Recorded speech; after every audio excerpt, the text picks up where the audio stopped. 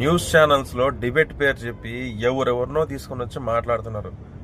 ఒక ఆయన అంటున్నాడు, ఆయన సోషల్ యాక్టివిస్ట్ అంట. గరికపాటి గారిని నాన్ వేషన్ తిడితే మీరు ఎందుకు అందరు రియాక్ట్ అవుతున్నారు? రియాక్ట్ ఆయన అవ్వాలి కదా, ఆయన అయితే చూద్దాము, మనమందరం వీళ్ళంతా ఎందుకు అవుతున్నారు అంటున్నారు. ఇప్పుడు సీతాదేవిని తిట్టాడు, సీతాదేవిని తిడితే ఇప్పుడు రాముడు వచ్చి రియాక్ట్ అవుతాడా, లేదంటే సీతాదేవి రియాక్ట్ అవ్వాలా? ఇప్పుడు దేవతలు రియాక్ట్ అవ్వాలి మీరు చెప్పే ప్రకారం అయితే. ఇప్పుడు మనం ఒకరిని గౌరవిస్తున్నామంటే ఆ గౌరవించే వాళ్ళని ఎవరన్నా తిట్టినా ఏమన్నా మాట్లాడినా అది వాళ్ళ అభిమాన రూపంలో వాళ్ళు రియాక్ట్ అవుతారు, కానీ తిట్టించుకున్న వాళ్ళు రియాక్ట్ అవ్వరు. ఎందుకంటే అది వాళ్ళ మంచితనం, అది వాళ్ళ గౌరవం అది. సో ఇలాంటి వాళ్లకు మనం టైం ఇవ్వడం కూడా వేస్ట్ అనే పాయింట్ ఆఫ్ వ్యూలో వాళ్ళు వదిలేస్తారు.